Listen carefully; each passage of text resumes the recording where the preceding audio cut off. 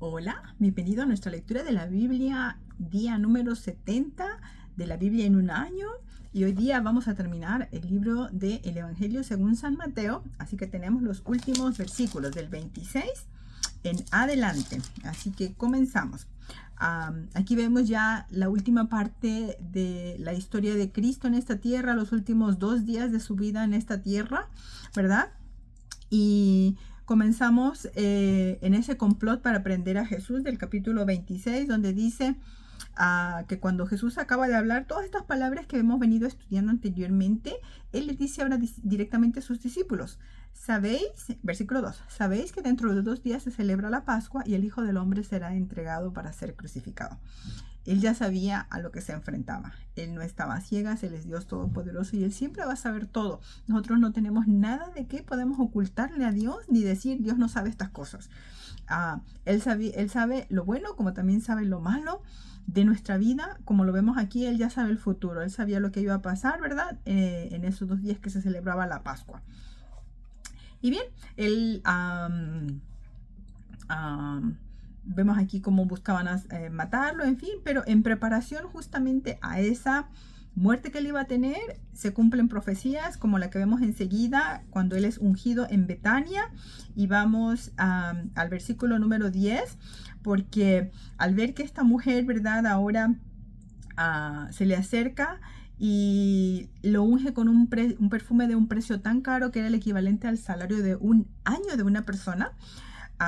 Empiezan todos los discípulos ahí, dice, a enojarse. Aquí dicen los discípulos, pero después en los otros evangelios vamos a aprender más detallitos y específicamente quién se molestó, diciendo, bueno, que era un desperdicio. Pero Jesús en el versículo 10 les dice: y entendiendo Jesús esto, les dijo: ¿por qué molestáis a esta mujer? Pues ha hecho conmigo una buena obra, porque siempre tendréis a los pobres con vosotros, pero a mí no siempre me tendréis, porque al derramar este perfume sobre mi cuerpo lo ha hecho a fin de prepararme para la sepultura.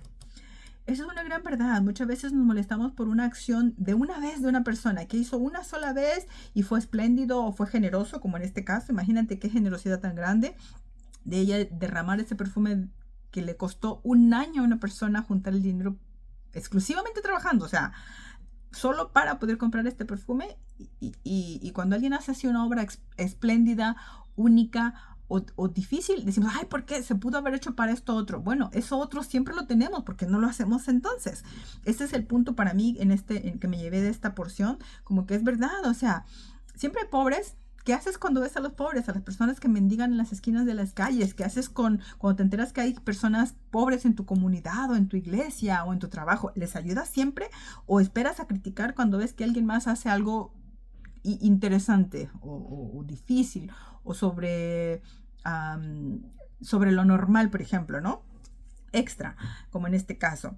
Ahí es donde finalmente te acuerdas que hay gente pobre. Si los pobres siempre han estado ahí, ¿por qué no has hecho algo tú dentro de tus limitadas posibilidades, tal vez, ¿no es cierto? De repente para mí ha sido regalar una botellita con agua, entregar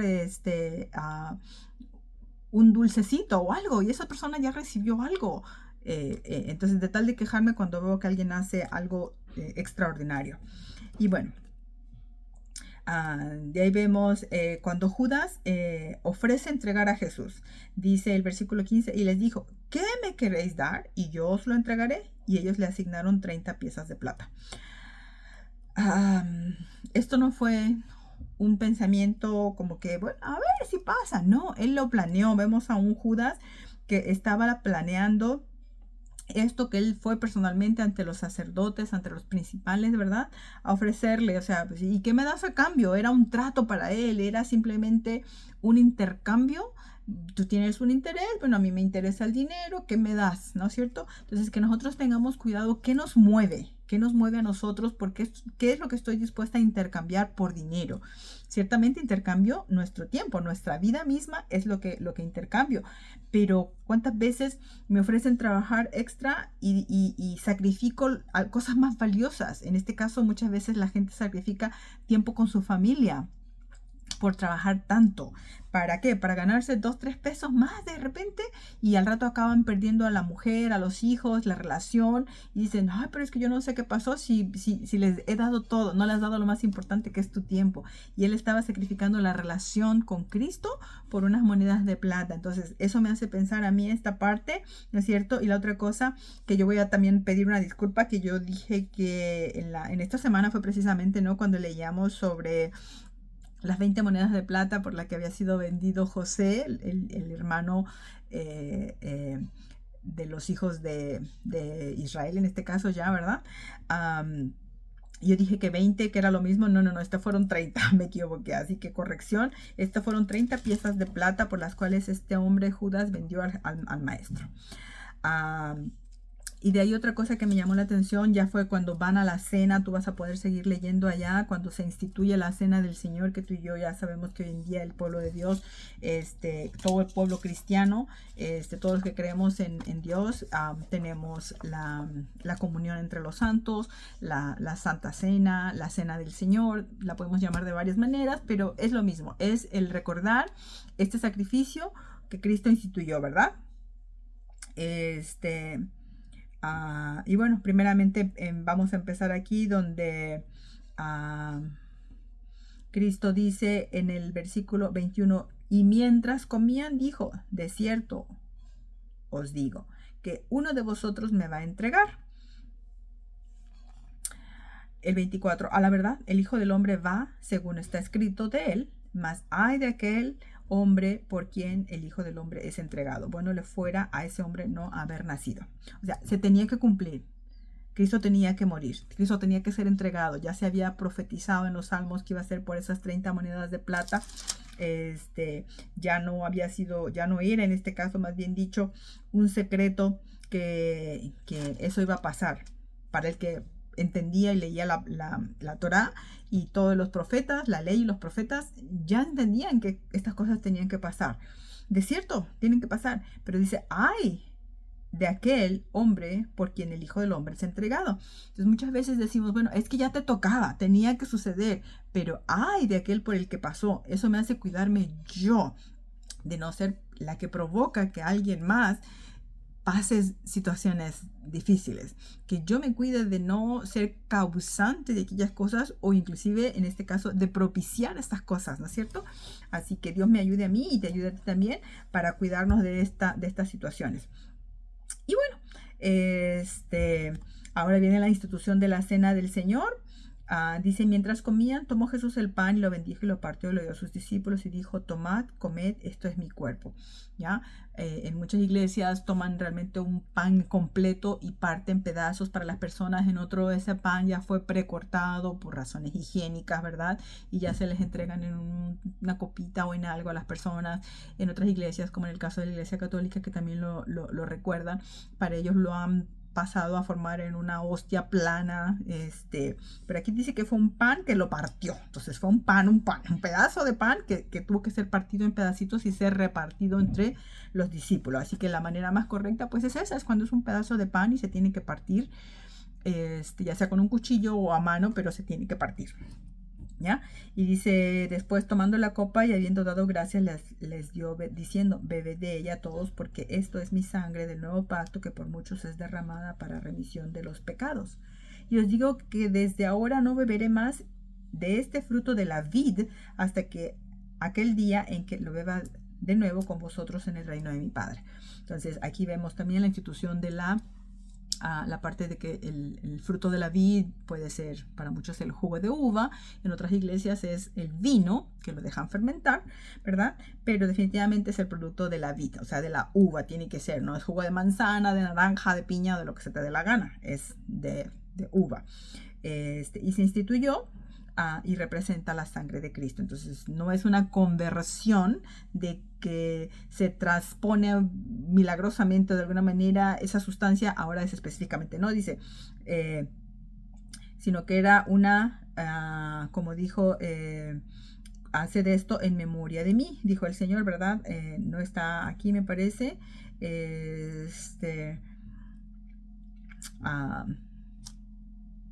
pero en otros evangelios lo vamos a llegar a leer específicamente, ¿verdad? Que ahora dice el Señor que esto lo haríamos en memoria de Él. O sea, cuando yo parto un pan, me acuerdo de lo que Cristo hizo. Cuando tomo el jugo de uva o el fruto de la vid, es para memoria de eso, ¿ya? Y dice el Cristo que lo iba a volver a hacer con nosotros, ¿ya? Y después vemos ahora cómo les dice el Señor lo que va a pasar después de esa cena. El versículo 34, entonces Jesús les dijo: todos vosotros os escandalizaréis de mí esta noche, porque escrito está: heriré al pastor y las ovejas del rebaño serán dispersadas. Todos. No fue solo Pedro, el mayor que conocemos. Es que no, que Pedro negó al Señor. Es que todos se escandalizarían del Señor en esa noche. Cristo se los estaba diciendo de antemano, ¿ya? Que ya estaba escrito, se tenía que cumplir, que iba a ser herido el pastor, o sea, Cristo mismo, y las ovejas del rebaño, o sea, todos los 12 discípulos que habían hasta ese momento, bueno, 11, iban a ser dispersados, ¿ya? Y vemos al gallardo Pedro, sí que fue el que responde, ¿verdad? Y en el versículo 35, Pedro le dijo: aunque me sea necesario morir contigo, no te negaré. Y todos los discípulos dijeron lo mismo, ¿ves? O sea, no solo fue Pedro el que: yo no te voy a negar y contigo hasta la muerte. No, todos, dice aquí, dijeron lo mismo. Así que vemos a una parte igual a todos. Más sin embargo, en otro de los evangelios también vamos a poder recopilar un poquito de información adicional a esto. Por ahorita lo vamos a dejar hasta ese punto y ahí lo vamos a dejar en el tintero, ¿ya? Entonces Jesús se va a orar a Getsemaní, toma a los discípulos, pero ahora dice que toma específicamente a Pedro y a los dos hijos de Zebedeo aparte un poquito, ¿verdad? Y comenzó a entristecerse y angustiarse en gran manera. Y entonces Jesús les dice a estos tres: mi alma está muy triste hasta la muerte, quedaos aquí y velad conmigo. A mí me llama la atención a quiénes toma. A Pedro, el que en este evangelio no está muy descrito, ¿verdad? Pero que en otros evangelios vamos a aprender que iba a ser zarandeado por Satanás, ya había sido pedido, le iba a negar al Señor, ¿no es cierto? Y también a estos hijos de Zebedeo, que fueron los que en un momento, y lo leímos, me parece que fue en el capítulo 20, fueron los que venían entre ellos discutiendo y peleando y vinieron con la mamá a pedirle que ellos se querían sentar a uno a la derecha y el otro a la izquierda en el reino de los cielos de Cristo, ¿no?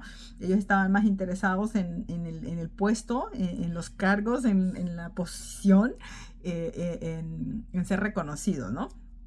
Y a estos, o sea, a los, diríamos humanamente viendo las cosas, a los peores, a estos quería Jesús que fuesen con él y los aparta, y ustedes son los que me van a ayudar a orar. Y digo: Dios mío, agarra a lo más débil, a lo peorcito, el Señor. Pues bueno, sí, exactamente, esos somos nosotros, de repente los más débiles, los más necesitados, los más peorcitos, ¿ya? Pero aquí vemos cómo el Señor así lo hizo desde un principio. Y ahora vemos al Cristo orando. Y a mí me llama la atención el final del versículo 39, donde Él empieza a hablar y dice: Padre mío, si es posible, pase de mí esta copa, pero no se haga como yo quiero, sino como tú. Vemos la humanidad del Señor, en cierta forma, aquí un poquito se deja entrever, porque le dice: no se haga como yo quiero. O sea, ¿qué es lo que yo quiero? ¿Qué es lo que Cristo está diciendo? Yo no quiero pasar esta copa, yo no quiero pasar esto que voy a pasar, pero no se haga lo que yo quiero o lo que yo estoy deseando en este momento, sino como tú quieres. Y ahí entra la verdadera sumisión, y eso que el Cristo dijo en algún momento: aprended de mí, que soy manso y humilde de corazón. Él estaba sometiendo su voluntad, mansedumbre. Me llama mucho la atención porque la usamos para describir mayormente como a un animal grande, por ejemplo el caballo, o un animal peligroso como un perro. Decimos: ay, es mansito. ¿Y qué quiere decir? No ha perdido su potencia de causar daño, su fuerza. El perro, por ejemplo, no ha perdido su capacidad de llegar y morder y atacar a alguien. Pero cuando decimos que ese perro es mansito, ¿qué quiere decir? Que ese perro somete su potencial de causar daño a la voluntad de su dueño, y ante su dueño es manso. Entonces el Cristo así, él no había perdido el poder ni la divinidad. Él podía, como le dijo en otro momento, pedirle a mi Padre que envíe una docena de ángeles, millares de ángeles, y lo mandaría. Y él tenía el poder y la autoridad para que los ángeles le obedecieran, ¿no es cierto? Y lo libraran de todo esto, por así decirlo. Pero él estaba sometiendo su voluntad al Padre. Por eso le dice: no se haga, pero no se haga como yo quiero, sino como tú, ¿ya? Y entonces ahora viene y regresa con sus discípulos y los encuentra dormidos, y el versículo 41 les dice: velad y orad para que no entréis en tentación. El espíritu a la verdad está dispuesto, pero la carne es débil. Entonces Cristo les pide a ellos que velen y oren, porque venía un momento difícil de prueba y de tentación, y él mismo en ese momento a lo mejor podría haberse sentido tentado, pero no cedió y no cayó al hacer su voluntad, como acabo de explicar hace un momento, ¿no es cierto? Y le está pidiendo a los discípulos apoyo para velar con él, ¿ya? Y nos enseña esto que tanto se dice en el mundo cristiano, que nuestro espíritu a la verdad sí está dispuesto. O sea, el espíritu puede querer, pero en ese momento la carne de ellos, de los apóstoles que estaban con Cristo, que eran Pedro y Zebedeo, los hijos de Zebedeo, perdón, estaban siendo débiles. Su carne les estaba ganando, el sueño, el cansancio, después de una comida pesada. Recordemos que acababan de venir de comer la Pascua, ¿ya? Y después vamos a aprender qué significaba comerse la Pascua, ¿ya? Pero no era una comida ligera, ¿ya? Era un festín, por así decirlo, que tenían que comer, y tenían que comérselo rápido, dice la palabra de Dios, y lo vamos a leer después también, ¿ya? Entonces, ¿qué pasa típicamente después de comer? A uno le baja el sueño, le baja el cansancio, porque el estómago está ocupado haciendo digestión. Entonces, su carne de ellos en ese momento estaba débil, ¿ya? Pero su espíritu tenía que estar dispuesto a la verdad. Entonces así tenemos que ser nosotros otra vez. Así que se fue por segunda vez y nuevamente vuelve a orar. Básicamente lo mismo el Cristo, tú vas a poderlo leer. Y así hasta una tercera vez dijo esas mismas palabras. Pero en el versículo 43 dice: entonces vino a sus discípulos y les dijo: dormid ya y descansad. Y aquí ha llegado la hora y el Hijo del Hombre es entregado en manos de los pecadores. O sea, ya llegó el momento, ya no tiene sentido seguir orando, seguir esforzándose, seguir clamando. Él ya iba a ser entregado. La oración, el clamor, el velar es antes, para que cuando llegue el momento no caigamos en tentación, no cedamos ante la tentación, no caigamos en el pecado, diría más bien. Entonces, ya, o sea, ya duérmanse, ahora sí, ya descansen, ya llegó la hora, ahora ya lo tengo que enfrentar. Espero haber estado lo suficientemente preparado, haber orado, haber velado lo suficiente, y por eso lo necesitaba a ellos en ese apoyo de oración y de ayuno antes de llegar al momento.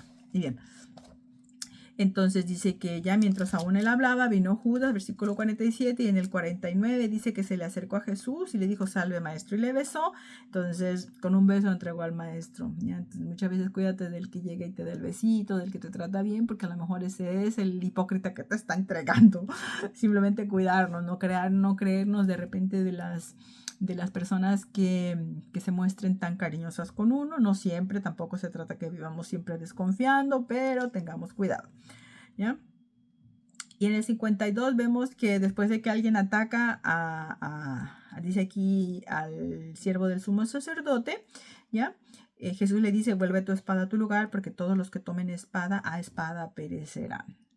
Interesante. Ya el Cristo puso la marca ahí, la pauta, ¿ya? Si uno es violento y uno ataca y uno causa el daño, así mismo va a recibir, básicamente, ¿ya? Y el versículo 55, el Señor les dice: en aquella misma hora dijo Jesús a la gente, a la multitud, ¿ya? Como contra un ladrón habéis venido con espadas y con palos para prenderme. Cada día me sentaba con vosotros enseñando en el templo y no me prendisteis. Mas todo esto sucede para que se cumplan las escrituras de los profetas. Entonces todos los discípulos, dejándole, huyeron. Absolutamente todos huyeron de ahí, se fueron, desaparecieron, ¿verdad? Triste ver que esa misma multitud era la que, como él mismo lo dice, había estado con ellos enseñándole, le escuchaban, y en este momento se habían vuelto contra el Cristo. Que nosotros nunca caigamos en este pecado delante de Dios, porque ciertamente hoy día somos de los que vamos a una iglesia, nos sentamos, escuchamos la palabra, pero que después nos volvamos contra el Cristo, sería el pecado peor, como el pueblo de Israel, ¿ya? Pero dice que el versículo 58, Pedro le seguía desde lejos hasta el patio del sumo sacerdote, y entrando se sentó con los alguaciles para ver el fin. Estaba ahí, pero estaba medio escondido. Y me llama la atención que cuando le escucharon hablar, ahí le dijeron que él era uno de esos, ¿right? Desafortunadamente, pues bueno. Y luego dice el versículo 63, más Jesús callaba, entonces el sumo sacerdote le dijo, te conjuro por el Dios viviente que nos digas si eres tú el Cristo, el Hijo del Dios viviente. Le acusaban, le decían cosas y Jesús no abría su boca. Eso es de enseñanza, ¿verdad? De ejemplo para nosotros, hasta que lo conjuran en el nombre de el Dios viviente, que sí, Él era el Cristo. Y ahí fue donde finalmente Jesús responde, tú lo has dicho y además os digo que desde ahora veréis al Hijo del Hombre sentado a la diestra del poder de Dios y viniendo en las nubes del cielo. Él estaba diciendo lo que iba a pasar. ¿Y ellos qué? No lo aceptaron, ¿ya? Cristo nos habla y nos dice las verdades por medio de su palabra, pero las personas no creen en este mundo, no creen que Él es el Cristo, el Hijo del Dios viviente, no creen que Él tiene potestad para salvar, no creen que Él está hoy día al diestra del Padre, ¿no es cierto? Y vemos gente como la respuesta de este sumo sacerdote que dijo, rasgó sus vestiduras diciendo, ha blasfemado, y que dice la gente, eso es mentira, era un simple profeta, ¿qué se te ocurre decir esas cosas? Y responden, ¿no es cierto? De la misma manera, y simplemente allí decidieron que Él era un reo de muerte, le escupieron el rostro, le dieron puñetazos, lo abofeteaban diciendo, profetízanos, ¿quién es el que te golpeó? Una vez más, todo esto era para que se cumpliesen las profecías que ya se habían dado sobre él. Pasamos ahora al capítulo número 27, porque se está yendo ya largo el video, y vemos ahí la muerte de Judas, que él fue y entregó las monedas de plata, diciendo en el versículo 4, yo he pecado entregando sangre inocente, mas ellos les dijeron, ¿qué nos importa a nosotros? Allá tú. Aquellas personas para las cuales muchas gentes se venden cuando se dan cuenta que han cometido un error y quieren rectificar. Sabes que aquellos a los que te vendiste por dinero tu tiempo, y en este caso peor aún vendió su lealtad, vendió su verdad, vendió su convicción, vendió su fe. Sabes que a ellos ya no les va a importar más. Allá tú te vendiste, ¿ya? Recibiste la paga. ¿A nosotros qué? Entonces, cuidado, no comprometamos nuestros valores, nuestras verdades por nada ni por nadie. Y tomaron esas monedas de plata y compraron un terreno, ¿verdad? Al final de cuentas ellos retomaron lo que originalmente supuestamente habían pagado. Después vemos el interrogatorio de Pilatos a nuestro Señor Jesucristo, ¿verdad? Y dice que estaba en pie delante del gobernador en el versículo 11 y el gobernador le pregunta, ¿eres tú el rey de los judíos? Y Jesús le dice, tú lo dices, ¿ya? Simplemente, o sea, como que no dijo, sí, yo soy. No se paró el cuello el Cristo, por así decirlo, no se esponjó y dijo, sí, yo lo soy. No. Tú lo dices, o sea, es lo que tú digas en este caso, así que nosotros tampoco peleemos muchas veces, no es que yo soy cristiano y es que yo soy un hijo de Dios y queremos contender de esa situación con gente cuando nos cuestionan. Bueno, Dios sabe la verdad, ¿no es cierto? Dios conoce nuestra vida, nuestro corazón y nuestro proceder. Que podamos nosotros estar en quietud, porque esto sorprendió inclusive al gobernador, tú lo vas a poder leer ahí, ¿ya? Y después ahora vemos que cuando Cristo es sentenciado a muerte, Pilato dice en el versículo 18, aquí la palabra del Señor, que él no estaba tranquilo y estaba buscando salvarlo porque sabía que por envidia le habían entregado. Él tenía la conciencia de que eso era pura envidia lo que estaban haciendo, y cuántas veces actuamos por envidia, o hay gente que actúa contra nosotros simplemente porque tiene envidia de lo que nos está pasando y tratan de perjudicarnos. Y dice después ahora, versículo 19, y estando él sentado en el tribunal, su mujer le mandó decir, no tengas nada que ver con este justo, porque hoy he padecido mucho en sueños a causa de él. Que tú y yo seamos de esas mujeres, que tengamos discernimiento, que Dios nos muestre las cosas y que podamos ser buenas consejeras para nuestros esposos, para decirles cuando algo anda mal y que no se hagan partícipes de la maldad también, o sea, para preverles que ellos caigan en maldad, no que nosotras mismas seamos las que, ay, sí, mira, y sí, dile, ve, y causemos daño a personas inocentes, ¿ya? Ahora dice el versículo 24, viendo Pilato que nada adelantaba, sino que se hacía más alboroto, tomó agua y se lavó las manos delante del pueblo, diciendo, inocente soy de la sangre de este justo, allá vosotros. Mira cómo actuó políticamente, ¿no es cierto? Pero, ¿por qué lo hizo? ¿Porque le convenía? Pero no actuó por convicción. Él estaba convencido, él sabía, dice, que era por envidia que se lo habían traído a Jesús, se lo habían entregado, ¿ya? Y también sabía lo que su mujer le estaba diciendo, que este era un hombre justo y que Ella inclusive había tenido sueños que se lo habían revelado. Entonces, él podría haberle hecho caso a su propia convicción, a lo que él sabía que era verdad, pero más sin embargo dice que porque tenía miedo de la gente, ¿ya? Eh, Pilato ahora, para que ya no hicieran más alboroto, para que ya se calmaran y pues él quedara como un buen gobernante, le convenía hacerle caso a la multitud, que nosotros nunca nos vendamos por conveniencia, que no perdamos nuestras convicciones, nuestras creencias, nuestros valores una vez más, ¿ya? Y la peor del caso fue la respuesta de la gente, porque dice el versículo 25 que dijeron todo el pueblo, su sangre sea sobre nosotros y sobre nuestros hijos. Se agarraron la maldición ellos y también ahora su descendencia. Entonces cuidado, porque nuestras acciones también ahora no solamente es que nos perjudican a nosotros, sino que también van a tener consecuencia nuestros hijos. Y bueno, de ahí me voy al versículo 35. Durante la crucifixión de Cristo, dice, cuando lo hubieron crucificado, repartieron entre sí sus vestidos y echando suertes para que se cumpliese lo dicho por el profeta, partieron entre sí mis vestidos y sobre mis ropas echaron suertes. Como dije anteriormente, Mateo es uno de los libros de los evangelios que hace más citas o referencia a citas bíblicas anteriores, donde hubo mucha profecía y él las va enseñando, recalcando y marcando precisamente que se van cumpliendo. Entonces es bien bonito ver la palabra de Dios que se cumple. La Biblia, lo que Dios iba diciendo, ¿ya? Otra de las cosas que me llamaba la atención a mí, el versículo 45, donde dice, desde la hora sexta hubo tinieblas sobre toda la tierra hasta la hora novena, y cerca de la hora novena Jesús clamó a gran voz diciendo, Elí, Elí, lama sabactani. Esto es, Dios mío, ¿por qué me has desamparado? Lo peor del caso para Cristo no fue todo lo que sufrió, ni siquiera lo leí, tú lo vas a poder leer, ¿ya? Mucha gente se detiene en esos pormenores de lo que le hicieron en el cuerpo, pero fue eso, fue su cuerpo. Este Cristo que no conoció pecado, cuando clama en ese momento, Dios lo estaba dejando solo, no puede estar ni siquiera con él porque él estaba cargando todos los pecados del mundo. Y Dios no tiene nada que ver con el pecado y Cristo se estaba haciendo pecado por ti, por mí. Este fue para Cristo lo peor. Por eso ahí es donde él clama. Ese fue el dolor más grande que Cristo sufrió, que Dios lo estaba desamparando en ese momento y eso fue por ti y por mí. Que esto pese en nuestra vida, ¿no es cierto? Y dice en ese momento, versículo 51, que aquí el velo del templo se rasgó en dos de arriba abajo y la tierra tembló y las rocas se partieron. Para mí me llamó mucho la atención estas cosas porque ese velo era la separación que existía en el templo del lugar santísimo y el lugar santo, donde en el lugar santísimo solamente el sumo sacerdote podría entrar una sola vez al año y habiendo hecho expiación por sus propios pecados, dice la Biblia, y lo vamos a ver después. Pero nadie más tenía acceso. No había persona que pudiera ni siquiera entrar y mirar lo que ahí había, ¿ya?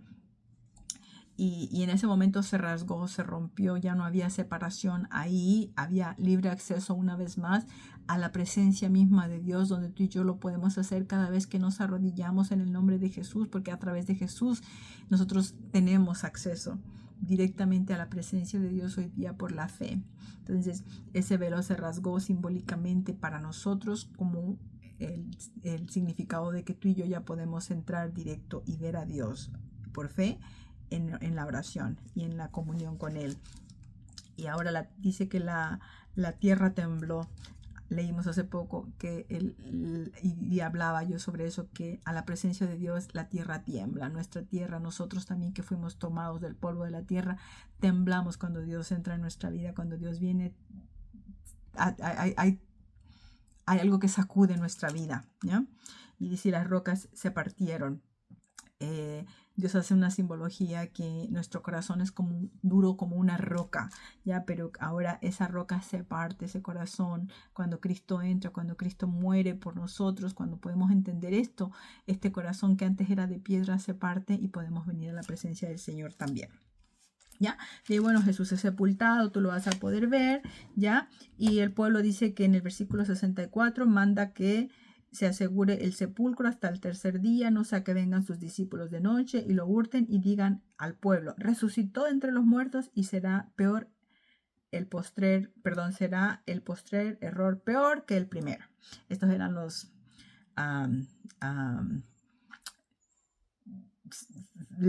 maestros de la ley, ¿no es cierto? Los sacerdotes, los principales y los fariseos que habían venido a pedir que por favor pusieran la guardia. Pero ¿qué pasó? Que esa guardia llegó, ¿ya? Y tú vas a poderlo leer ahí en el capítulo 28, cómo sucedió esto, hasta que el punto en que Jesús se les aparece a las mujeres y les dice en el versículo 10, no temáis y te dad las nuevas a mis hermanos para que vayan a Galilea y allí me vean. Cristo mismo hablándole a las mujeres, qué bendición tenemos las mujeres porque Cristo nos habla a nosotros, Cristo viene a nuestra vida y nos habla, ¿ya? Y dice ahora el versículo 12, efectivamente lo que acabamos de leer se cumplió hasta el día de hoy. Y reunidos los ancianos y habido consejo, dieron mucho dinero a los soldados diciendo, decid vosotros, sus discípulos vinieron de noche y lo hurtaron, estando nosotros dormidos. Y ese es el cuento que hasta el día de hoy el pueblo de Israel cree que pasó y no creen a esta verdad que quedó escrita para nosotros, que los apóstoles escribieron para que tú y yo conozcamos la verdadera historia, ¿ya? Que nosotros podamos orar por el pueblo de Israel para que puedan conocer esta verdad, no la mentira que les han contado por siempre, ¿ya? Entonces, ahora cuando Cristo, antes de que parte a los cielos, les entrega lo que conocemos como la Gran Comisión, este es el trabajo que ahora tú y yo como Iglesia de Cristo tenemos, y la voy a leer solamente. Dice el versículo 18, Jesús se acercó y les habló diciendo, toda potestad me es dada en el cielo y en la tierra. Por tanto, id y haced discípulos a todas las naciones, bautizándolos en el nombre del Padre y del Hijo y del Espíritu Santo, y enseñándoles que guarden todas las cosas que os he mandado. Y aquí yo estoy con vosotros todos los días hasta el fin del mundo. Amén. Él tiene el poder, Él tiene la potestad, entonces Él nos la confiere, Él nos da su poder para ahora nosotros poder ir al mundo y no hacer gente convencida, gente que nada más está ahí mirando y creyendo ciegamente, fanáticos o religiosos, hacer discípulos, no religiosos, ¿ya? Él no digo hagan miembros de tal o cual denominación o obliguen a la gente, no, hacer discípulos. ¿Y qué significa ser discípulos? Bueno, te voy a dejar que busques esa definición por tu cuenta, ¿no? Y ahora bautizarlos en el nombre del Padre, del Hijo y del Espíritu Santo. Nada más. No hay otro nombre bajo el que podamos ser salvos, sino bajo el nombre de Cristo Jesús, Padre, Dios Padre, que le envió, y el Espíritu Santo, que ahora es nuestro guía y nuestro consejero. ¿Ya? Y ahora, ¿qué son las enseñanzas que debemos dar los unos a los otros? Es guardar todas las cosas que Cristo nos ha mandado. Nosotros no guardamos toda la Torah, toda la ley mosaica, pero ahora guardamos lo que Cristo nos dijo que debemos de guardar y vamos a estar aprendiendo a través de los evangelios. Lo hemos estado leyendo ya, ¿ya? Y no estamos solos, dice Él que Él está con nosotros todos los días. Gloria al Señor. Bueno, esta sería la lectura de nuestro día de hoy. Ya terminamos ahora sí el primer evangelio según San Mateo. Que Dios bendiga tu vida y que el Espíritu Santo de Dios siga hablándote. Nos vemos a la próxima. Chao.